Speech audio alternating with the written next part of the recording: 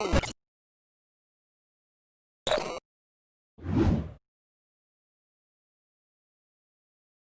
अल्लाह के नाम से जो नहायत मेहरबान और रहम करने वाला है। इंजीनियर उस्मान नवाज़ बसरा की जानिब से तमाम अहबाब को अस्सलाम वालेकुम।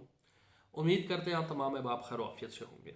सबसे पहले अगर आप हमारे चैनल पर नए आए हैं और अभी तक आपने हमारा चैनल सब्सक्राइब नहीं किया तो काइंडली इसको सब्सक्राइब करके बेल आइकॉन का बटन ऑन कर दें ताकि timely updates on going housing projects की इंस्टॉलमेंट बेस आपको मिलती रहे। बहुत शुक्रिया।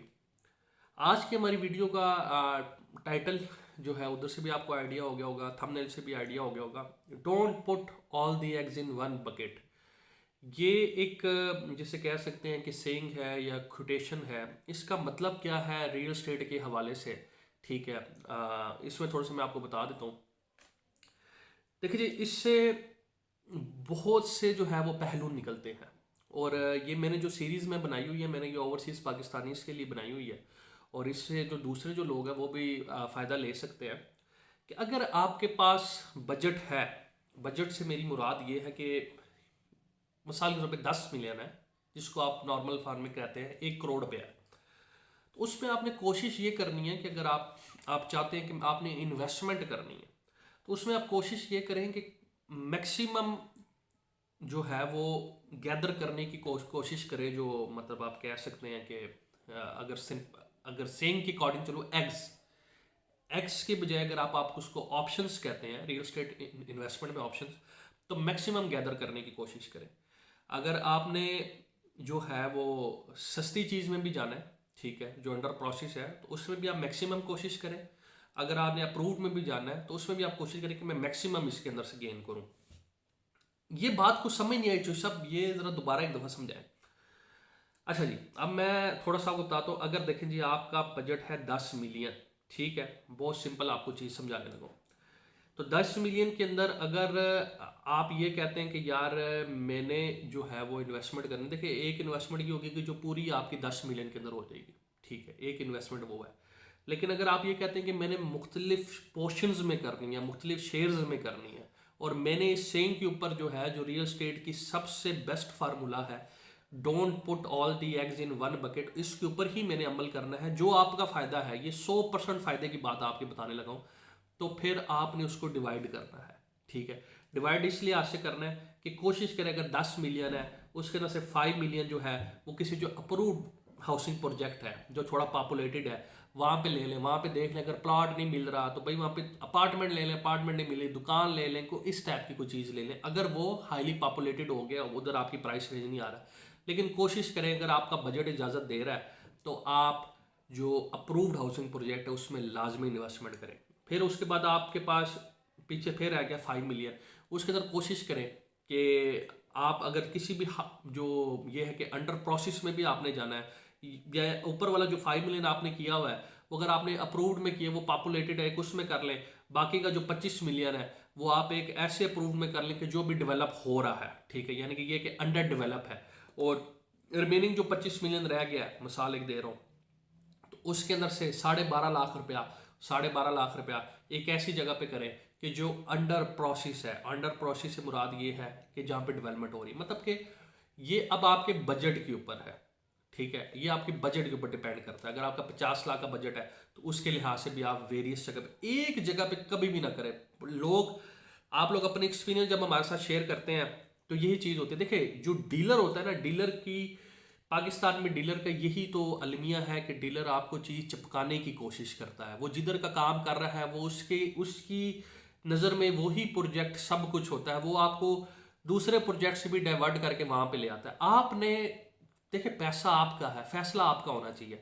आपने उस पैसे से उससे फिजिबिलिटी ऑप्शंस मांगनी है कि यार ये चीज़ है, मैं इस पर इन्वेस्टमेंट करना चाहता हूँ, तो आप मुझे बताएं। कोशिश करनी है एक जगह पे इन्वेस्टमेंट नहीं करनी। मुझे बहुत ज़्यादा दुख होता है इस चीज़ का। बारला आप लोगों को हम ये चीज़ गाइड करते हैं और फिर बाद में बहुत से लोग केसेस होते हैं कि यार मेरे पास 1 करोड़ रुपया था, मैंने इसी सोसाइटी में इन्वेस्टमेंट कर दिया जो अंडर प्रोसेस हाउसिंग सेक्टर है, ठीक है।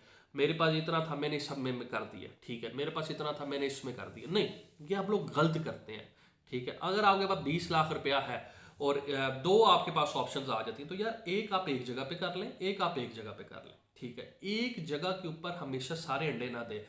अब इस चीज़ से मुराद क्या है, don't put all the eggs in one bucket. देखिए ये अगर एक मिसाल के तौर पे मैं एग्जांपल लिख दे रहा हूँ कि ये एक बकेट है, अगर ये एक बकेट, ये कैलकुलेटर है वैसे, ये एक अगर बकेट है, अगर इन केस ये बकेट जो है वो नीचे गिरती है तो आपके सारे के सारे अंडे टूट जाएंगे, आपको कुछ भी नहीं मिलेगा। लेकिन अगर आपने इस बकेट में भी अंडा दिया हुआ है, इसमें भी दिया हुआ है और 3-4 और बकेट्स में दिया, तो कभी ऐसे रियल स्टेट में नहीं होता कि सारी बकेट्स ही आपकी टूट जाती हैं और आपके अंडे जो है वो डिस्ट्रॉय हो जाते हैं। अगर बहुत ज़्यादा सिंपल अल्फाज में पंजाबी में या उर्दू में बता दूँ तो अगर अंडे आप मुर्गी के नीचे रखते हैं, 20 अंडे रखते हैं या 21 रखते हैं, तो उसके अंदर से आप लोगों को भी पता है कि कितनों में से चूजे निकलते हैं, ठीक है, या कितनों में से अगर चूजे को निकलते हैं तो साथ को बिल्ली बैठी होती है। मैं बहुत इसको सिंपल और सिंपल आप लोगों के लिए कर रहा हूँ ताकि आप लोग ये चीज़ समझ सके। कोई बिल्ली बैठी होगी वो चूजा खा जाएगी, कोई न्योला होगा वो चूजा खा जाएगा, ठीक है, कोई वैसे वो पैदा होगा, हो सकता है वो टेम्परेचर ही बर्दाश्त ना कर सके, उसकी डेथ हो जाएगी। एट द एंड आपके पास रिमेनिंग कितने रह जाएंगे, 10 या 12, 7-8 वैसे ही फारग हो जाएंगे।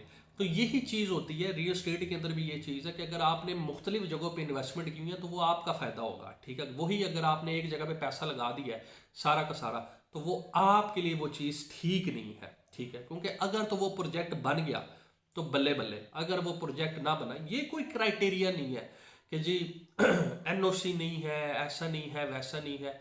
हज़ारों प्रोजेक्ट रावलपिंडी इस्लामाबाद के अंदर बगैर NOC के भी आबाद हुए हुए हैं, सारी चीज़ें वहाँ पे आबाद हैं, बिल्डिंग्स बनी हुई हैं, फैसिलिटी सारी अवेलेबल हैं, ठीक है, बहुत बड़े बड़े नाम हैं।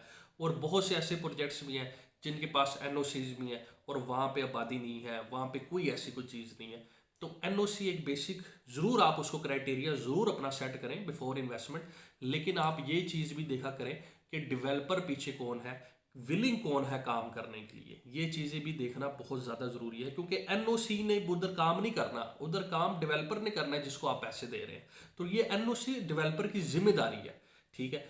तो ये चीज़ भी NOC भी आपने कंसिडर करना है, लेकिन NOC से मेन ये है कि क्या ये जिनको मैं पैसे दे रहा हूँ, कि जिस पार्टी में कर रहा हूँ, क्या ये वाकई काम करने जोगे भी हैं या नहीं है। तो ये चीज़ भी आपने लाजमी देखनी है कि उनकी मार्केट में जो कमिटमेंट लेवल है वो क्या है। मुख्तलिफ जगहों पे अगर आप अंडे इस तरह अपने सर्कुलेट करेंगे तो वो आपके लिए फ़ायदा होगा, ठीक है, क्योंकि जब वो अंडे ग्रो हो गए, वो उनमें से हो सकता है कोई मैं अब थोड़ा और एग्जांपल दे देता हूँ आपको, एक जो है वो मुर्गा बने, एक सील कुकड़ भी बन जाए, बाजू का ऐसा भी होता है। तो ये चीज़ें भी बहुत ज़्यादा आपको फ़ायदा देती है, ठीक है। तो अपनी सेविंग्स को जब भी रियल स्टेट में इन्वेस्टमेंट करनी है, किसी बंदे पे डिपेंड करके नहीं करनी, क्योंकि मुझ पे अगर आप डिपेंड करेंगे या तीसरे बंदे पे करेंगे, उसका इंटरेस्ट जिस सोसाइटी में होगा वो आपकी इन्वेस्टमेंट उस जगह पे करवाएगा, ठीक है। लेकिन आपने उसी इन्वेस्टमेंट को डाइवर्ट करना है, ठीक है। अगर इस्लामाबाद में आप इन्वेस्टमेंट करना चाहते हैं तो कोशिश करें एक इन्वेस्टमेंट आप जोन 5 में करें, एक इन्वेस्टमेंट आप जोन 4 में करें, एक इन्वेस्टमेंट आप जोन 2 में करें, और अगर आपका बजट है, इजाज़त देता है, तो आप एक इन्वेस्टमेंट जोन 1 में भी करें, जिसमें आपको रेंटल भी बहुत ज़्यादा आपको मिलेगी। उसके अलावा आपकी प्राइस भी अप्रिशिएट, मैं सिटी सेक्टर्स की बात कर रहा हूँ जो प्रॉपर पुराना इस्लामाबाद है। जोन 2 में करें, और ऑन गोइंग हाउसिंग प्रोजेक्ट्स जो है, जो अंडर प्रोसेस है, जो डेवलप हो रहे हैं, जो अगले 5 साल 10 साल 15 साल के प्रोजेक्ट्स हैं, उनके अंदर इन्वेस्टमेंट करें। तो इन्वेस्टमेंट अपनी डाइवर्ट करके करें, उसमें आपका फ़ायदा है। मुझे अपनी दुआ में याद रखिएगा। इंशाल्लाह ताला नेक्स्ट टाइम फिर आपसे मुलाकात होगी, तब तक के लिए अल्लाह हाफिज़।